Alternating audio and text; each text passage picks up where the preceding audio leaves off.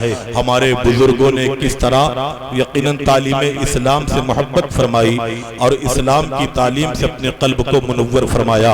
ایک ایک حدیث کے لیے صحابہ اکرام دور دراز کا سفر کیا کرتے تھے، کبھی مدینے سے مصر کا سفر کیا جاتا تو کبھی دیگر ممالک کا سفر کر کے لوگ مصطفیٰ جان رحمت کے فرامین کو سنتے تھے اور لوگوں تک مصطفیٰ جان رحمت کے قول کو پہنچایا کرتے تھے۔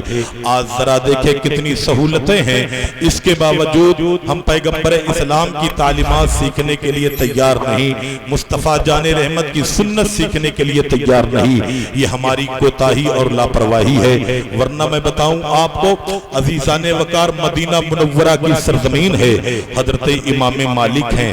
اہل مدینہ کا یہ عمل تھا کہ جب برسات کے موسم میں بارش ہوتی تو پہاڑ کی بلندی سے پانی کے جو قطرے زمین کی پستی کی جانب آیا کرتے تھے تو اہل مدینہ وہاں پر کھڑے ہو کر کے نہانے میں اچھا محسوس کیا کرتے تھے۔ آیا کتابوں میں حضرت امام مالک ایک مرتبہ اپنی سواری پر سوار ہو کر کے تشریف لے جا رہے ہیں، مدینے کے گورنر نے دیکھا جناب امام مالک کہیں پر تشریف لے جا رہے۔ مدینے کا گورنر اپنے گھوڑے پر سوار ہو کر کے حضرت امام مالک کے قریب آ گیا، سلام پیش کرنے کے بعد عرض کرتا ہے زہ نصیب حضور آپ سے ملاقات ہو گئی، اگر ملاقات ہو ہی گئی ہے تو چلیں پیغمبر اسلام کا کوئی قول سنا دیں، مصطفیٰ جان رحمت کی کوئی حدیث سنا دیں، پیغمبر اسلام کا کوئی پیغام سنا دیں۔ اتنا سننا تھا حضرت امام مالک کو جلال آ گیا اور آپ نے اسے ڈانٹ کر کے کہا ایسا لگتا ہے تیرے سینے میں حدیث کی عظمت موجود نہیں، تو راہ چلتے مصطفیٰ کے قول کو سننا چاہتا ہے، راہ چلتے نبی کی حدیث سننا چاہتا ہے۔ آپ نے اسے ڈانٹ کر کے دور کر دیا۔ آج ہمارا معاملہ کیا ہے؟ ہم دینی باتیں بازاروں میں کیا کرتے ہیں، ہوٹلوں پر کیا کرتے ہیں، چوراہوں پر کیا کرتے ہیں۔ یاد رکھو مسلمانوں، جس معیار کی بات ہو اسی معیار کی محفل ہونی چاہیے۔ اگر اللہ رسول کی بات کرنی ہے تو بازار اور چوراہوں پر نہیں، مسجد و مدارس اور محفلوں میں کیا کرو۔ حضرت امام مالک نے ڈانٹ کر کے کہا ایسا لگتا ہے تیرے سینے میں نبی کی حدیث کی عظمت موجود نہیں۔ عزیزان وقار مدینے کا گورنر دور ہٹ گیا، رات کی تاریکی ہونے کو ہے، دل میں کسک پیدا ہوتی ہے کہیں ایسا تو نہیں میرے اس قول سے نبی کی حدیث کی توہین لازم آتی ہو۔ مدینے کا گورنر اپنے آپ کو یقیناً مدینے کے قاضی کی بارگاہ میں پیش کرتا ہے اور پیش کرنے کے بعد عرض کرتا ہے حضور آج امام مالک سے راستے میں ملاقات ہو گئی تھی تو میں نے راہ چلتے یہ فرق کہہ دیا تھا حضور مجھے کوئی حدیث سنا دے، تو جناب حضرت امام مالک غضبناک ہو گئے، ناراض ہو گئے۔ یہ بتاؤ میرے اس عمل سے کہیں حدیث کی توہین تو لازم نہیں آتی ہے؟ مدینے کے گورنر نے کہا تیرے اس عمل سے حدیث کی توہین لازم آتی ہے، لہذا تیرے کمر پہ 40 درے لگائے جائیں گے۔ فیصلہ سنا دیا گیا۔ مدینے کا گورنر اپنی کمر پیش کرتا ہے، 40 درے لگائے گئے۔ مدینے کی تھوڑی آبادی تھی، بہت جلد کے بعد آگ کی طرح پورے مدینے میں پھیل جایا کرتی ہے۔ نماز فجر کا وقت ہوتا ہے، اب مدینے کا گورنر حضرت امام مالک کی بارگاہ میں حاضر ہوتا ہے۔ حاضر ہونے کے بعد سانوے ادب طے کرتا ہے، ادب طے کرنے کے بعد عرض کرتا ہے حضور پیغمبر اسلام کی کوئی ایک حدیث سنا دے، مصطفیٰ جان رحمت کا کوئی ایک فرمان سنا دے۔ حضرت امام مالک دیکھ کر کے مسکراتے ہیں اور مسکرا کر کے ارشاد فرماتے ہیں اے والی مدینہ، اے گورنر مدینہ قریب آ جا۔ مدینے کا گورنر مصطفیٰ جان رحمت کے غلام کے قریب بیٹھا۔ حضرت امام مالک نے فرمایا سن میرے نبی نے یہ فرمایا ہے، میرے نبی نے یہ فرمایا ہے، میرے نبی کا قول یہ ہے، میرے مصطفیٰ کی حدیث یہ ہے۔ عزیزان وقار لکھنے والا لکھتا ہے کہ جناب امام مالک نے گورنر مدینہ کو ایک دو حدیث نہیں بلکہ 40 حدیثیں سنائی ہیں۔ سبحان اللہ۔ مدینے کا گورنر دنگ ہو گیا، حضور کل ایک حدیث سننے کی بات کہی تھی تو آپ ناراض ہو گئے تھے، آج ایک حدیث سنانے کو کہا تو ایک حدیث کے بدلے آپ 40 حدیثیں سنا رہے ہیں، آخر وجہ کیا ہے؟ تو حضرت امام مالک نے ارشاد فرمایا اے گورنر مدینہ سن لے، کل تو رات چلتے مصطفیٰ کا فرمان سننے آیا تھا اور آج مجھے پتا چلا ہے 40 درے کھا کر کے نبی کی حدیث سننے آیا ہے۔ تو میرے دل نے کہا اے مالک اب اس انسان کو ہر درے کے بدلے مصطفیٰ کا ایک قول کہا میرے دل نے کہا نبی ذی وقار کا ہر قول ایک درے کے بدلے. اتنا سننا تھا. گورنر مدینہ مسکرایا. کہا حضور اگر پتا ہوتا کہ ہر درے کے بدلے نبی کا ایک فرمان سننے کو ملتا تو میں دروں کی تعداد بڑھوا لیتا تاکہ زیادہ حدیثیں سن سکتا. سبحان اللہ. یہ ہمارے اسلاف کی محبت ہے دین اسلام سے, ہمارے اسلاف کی محبت ہے تعلیم اسلام سے. پیغمبر اسلام صلی اللہ تعالی علیہ وسلم مکہ المکرمہ میں جلوہ فرما ہے. ہر چہار جانب ظلم و بربریت کا دور دورہ ہے. میرے آقا کریم پر اللہ نے جو پہلی وحی اتاری اس میں پروردگار عالم نے معبودان باطل کی صریح طور پر تردید نہ فرمائی, اور لوگ اپنے اپنے عقلوں کے اعتبار سے اپنے اپنے خدا کو بنا کر کے پوچھ رہے تھے. ایسے وقت میں اللہ رب العزت نے جو پہلی وحی اتاری یقیناً فرمایا اقرا پڑھو. بولے سبحان اللہ. اسلام میں پڑھائی کی بڑی اہمیت ہے اور یقیناً بنیادی تعلیم حاصل کرنا ہر انسان پر فرض ہے.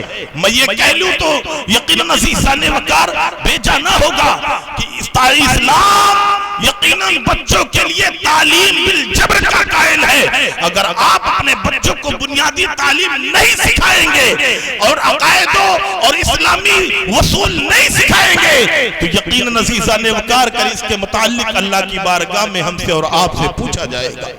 مصطفیٰ جان رحمت پر آیت کا نزول ہوتا ہے اقرا پڑھو. عزیزان وقار پھر میرے آقا نے اس مکہ کی خطرناک وادی میں جہاں پر صحابہ اکرام کے کلمہ طیب کے اظہار کرتے ہی ان پر ظلم و تشدد کے پہاڑ توڑے جاتے, کبھی منہ میں انگارہ ٹھونس دیا جاتا تو کبھی تپتے ہوئے صحرا پہ گھسیٹا جاتا, کبھی سینے پر پتھر رکھ کر کے دبایا جاتا. میرے آقا نے ایسے ماحول میں بھی دین اسلام کی تبلیغ فرمائی اور کوہ صفا پر ایک مکان کو اپنی تربیت گاہ اور مسلمانوں کے لیے درسگاہ کا مقام دیا. دار ارقم میں پیغمبر اسلام نے مسلمانوں کی تعلیم و تربیت کا آغاز فرمایا اور پیغمبر اسلام نے لوگوں کو جمع کر کے اسلام کی باتیں بتلانی شروع کی. پھر حکم ہوتا ہے اللہ کے نبی صلی اللہ تعالی علیہ وسلم مکہ المکرمہ سے ہجرت کر کے مدینہ منورہ شریف تشریف فرما ہوئے تو میرے آقا کریم نے سب سے پہلے مسجد نبوی کا قیام فرمایا اور مسجد نبوی کی پچھلی دیوار سے لگا ہوا میرے آقا نے ایک چبوترا بنایا جسے صفہ کہا جاتا ہے. عزیزان وقار صفہ کے معنی ہوتے ہیں سایہ دار کے. کھجور کی ٹہنیوں اور شاخوں سے اس چبوترے پر سایہ کیا گیا اور اس طرح اسلام کی پہلی یونیورسٹی, پہلی درسگاہ, پہلی جامعہ اور پہلے دارالاقامہ کی بنیاد پیغمبر اسلام صلی اللہ تعالی علیہ وسلم نے مستقل طور پر رکھی. اب صحابہ اکرام کی جماعت اس صفہ کے چبوترے پر بیٹھ کر کے دین اسلام کی تعلیم سیکھتے اور سکھاتے. پیغمبر اسلام صلی اللہ تعالی وسلم نے یقیناً جس سب سے پہلے تمام صحابہ کو جمع فرما کر کے صفہ کے مدرسے پر بٹھا کر کے تعلیم اسلام اور یقیناً قرآن و حدیث کی تعلیم دینے کی ابتدا فرمائی. اسلام کا پہلا مدرسہ صفہ ہے. اسلام کے پہلے مبلغ و مدرس پیغمبر اسلام ہیں. اگر یہ کہہ لیا جائے ناظم اعلیٰ صدر مدرس ناظم مطبخ سب کچھ پیغمبر اسلام کی ذات ہے تو عزیزان وقار بھیجا نہ ہوگا. پیغمبر اسلام صلی اللہ تعالی علیہ وسلم نے صفہ کے مدرسے کا آغاز فرمایا. تمام مسکین و نادار صحابہ اکرام صفہ کے چبوترے پر بیٹھ کر کے تعلیم حاصل فرماتے. لکھنے والے لکھتے ہیں کہ اس درسگاہ میں اس وقت میں 900 طلبہ اکرام تک ان کی تعداد جاتی ہے جنہوں نے مصطفیٰ جان رحمت سے تعلیم حاصل فرمائی اور پیغمبر اسلام کی بارگاہ میں زانو ادب تہ کر کے اسلام اور قرآن کی آیتیں سیکھ کر کے دوسروں تک پہنچائی. اور پیغمبر اسلام صلی اللہ علیہ وسلم نے یقیناً ان کے دل میں دین اسلام کا ذوق پیدا کرنے کے لیے ایک مرتبہ حضرت عقبہ بن عامر فرماتے ہیں مسجد نبوی ہے, پیغمبر اسلام تشریف لے, صبح کا وقت ہے, صحابہ بیٹھے ہیں. میرے آقا نے یقیناً صحابہ سے مخاطب ہو کر کے فرمایا تم میں کون ہے جو یہ چاہے گا بطحان اور عقیق کے بازار میں جائے اور 2 کوہان والی اونٹنی اسے بلا گناہ اور بلا قطع رحمی کے مل جائے. صحابہ عرض کرتے ہیں یا رسول اللہ ہم میں سے ہر انسان یہ چاہے گا. میرے پیغمبر نے ارشاد فرمایا تو سنو صبح صبح اٹھ کر کے مسجد میں جا کر کے جو قرآن کی 2 آیتیں سیکھ لے ان 2 اونٹنیوں سے افضل ہے 3 آیتیں سیکھ لے تو 3 اونٹنیوں سے افضل ہے، 4 آیتیں سیکھ لے تو 4 اونٹنیوں سے افضل ہے۔ پیغمبر اسلام صلی اللہ تعالی علیہ وسلم نے صحابہ کرام کے اندر دین اسلام کی تعلیم سیکھنے کا ذوق پیدا فرمایا۔ پھر صحابہ کرام اسی چبوترے پر بیٹھ کر کے بعض صحابہ کا تو یہ معمول تھا، ایک نماز پڑھتے دوسرے نماز کا انتظار کرتے، نہ وہ تجارت کے لیے جاتے، نہ وہ بازار میں خرید و فروخت کے لیے جاتے، ہر وقت صفا کے مدرسے میں بیٹھ کر کے مصطفیٰ جان رحمت کی زبان ترجمان سے نکلنے والے جملوں کو حفظ فرمایا کرتے تھے اور لوگوں کو آگاہ اور بتلایا کرتے تھے۔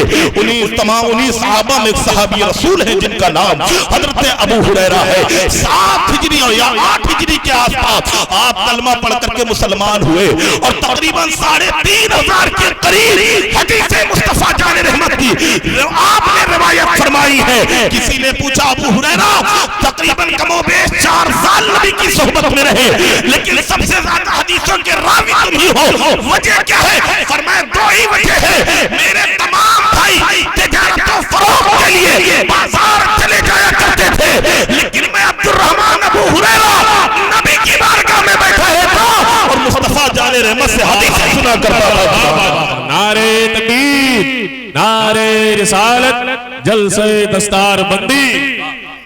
نبی عظیم وقار کی بارگاہ میں بیٹھا رہتا اور پیغمبر اسلام کی حدیثیں سنا کرتا تھا۔ اور کا دوسری وجہ یہ ہے، ایک مرتبہ نبی عظیم وقار کی بارگاہ میں حاضر ہوا، یا رسول اللہ جو بھی حدیثیں سنتا ہوں بھول جایا کرتا ہوں، پیغمبر اسلام یقیناً عطا فرما دیا جائے، کرم فرما دیا جائے۔ کریم نبی ارشاد فرماتے ہیں ہریرہ قریب آؤ۔ حضرت ابو ہریرہ قریب جاتے ہیں، میرے نبی نے ارشاد فرمایا ہریرہ اپنی چادر پھیلاؤ۔ جناب حضرت ابو ہریرہ اپنی چادر پھیلاتے ہیں، میرے آقا اپنے ہاتھوں میں اس طرح کچھ پکڑتے ہیں اور پکڑنے کے بعد جناب حضرت ابو ہریرہ کی جھولی میں ڈالتے ہیں اور ڈالنے کے بعد ارشاد فرماتے ہیں ہریرہ اس چادر کو سینے سے لگا لو۔ حضرت ابو ہریرہ فرماتے ہیں قسم ہے کعبے کے رب کی، جب سے میں نے نبی کی عطا کرتا اور وہ چادر اپنے سینے سے لگائی ہے، جو بھی حدیث سنتا ہوں پتھر کی طرح نقش ہو جایا کرتا ہے۔ گویا حضرت ابو ہریرہ فرماتے ہیں کون دیتا ہے دینے کو چاہیے، دینے والا ہے سچا ہمارا نبی۔ فرماتے نبی عزیز وقار سے جو حدیث سنتا وہ میرے ذہن و فکر پر نقش جاتی میں کبھی نہیں بھولا کرتا تھا۔ اور عزیزان وقار پھر میرے آقا نے ان کے رہنے کا انتظام، ان کے کھانے کا انتظام فرمایا اور پیغمبر اسلام صلی اللہ علیہ وسلم بعض اوقات تو اہل بیت نبوت پر انہیں مقدم رکھا کرتے تھے۔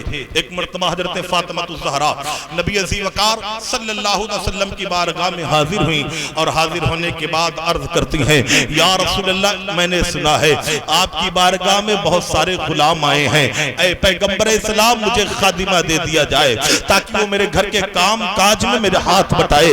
میرے آقا کریم صلی اللہ علیہ وسلم نے ارشاد فرمایا اے فاطمہ خدا کی قسم میں تمہیں ایک غلام بھی نہیں دے سکتا، کیا تم یہ چاہتی ہو کہ صفہ کے طلبہ کو بھوکا چھوڑ دیا جائے؟ پیغمبر اسلام ارشاد فرماتے ہیں اے فاطمہ جو غلام آئے ہیں میں انہیں بیچ کر کے صفہ کے مدرسے میں پڑھنے والے طالب علموں پر اس رقم کو خرچ کروں گا اور ان کی ضرورتیں پوری کروں گا۔ سبحان اللہ۔ پتا چلا گھر سے زیادہ ترجیح پیغمبر اسلام صلی اللہ علیہ وسلم نے مدرسے کو دی۔ آج ہمیں بھی اپنے مدرسوں کو آباد کرنے کی ضرورت ہے۔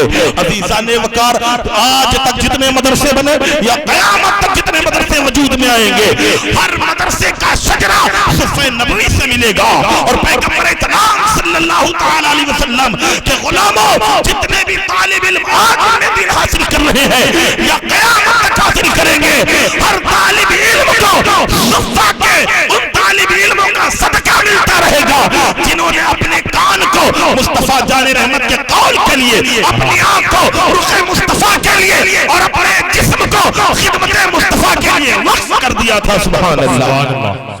صحابہ کرام اسی مدرسے میں اسی صفہ کے چبوترے پر بیٹھ کر کے تعلیم حاصل فرماتے۔ پھر کبھی جب کہیں تبلیغ کے لیے بھیجنا ہوتا تو میرے آقا انہی میں سے صحابہ کا انتخاب فرماتے اور دیگر قبائل کی جانب دین اسلام کی تبلیغ کے لیے بھیجا کرتے تھے۔ بیر معونہ میں یقیناً جو 70 صحابہ شہید ہوئے یہ 70 کے 70 صحابہ، ان 70 قرہ صحابہ ان کا تعلق صفہ کے چبوترے سے صفہ کے مدرسے سے تھا۔ پیغمبر اسلام کے دیوانوں مدارس اسلامیہ کی جانب توجہ دو، انہیں آباد کرو۔ پھر میرے آقا نے ان کے کھانے پینے کے متعلق غور و فکر فرمائی۔ پیغمبر اسلام نے ارشاد فرمایا، حضرت عبد الرحمن بن ابو بکر فرماتے ہیں میرے آقا نے ارشاد فرمایا اگر کسی کے مکان میں 2 انسان 2 آدمیوں کا کھانا ہے تو تیسرا آدمی یہاں سے لے کر کے جائے، کسی کے مکان میں 3 آدمی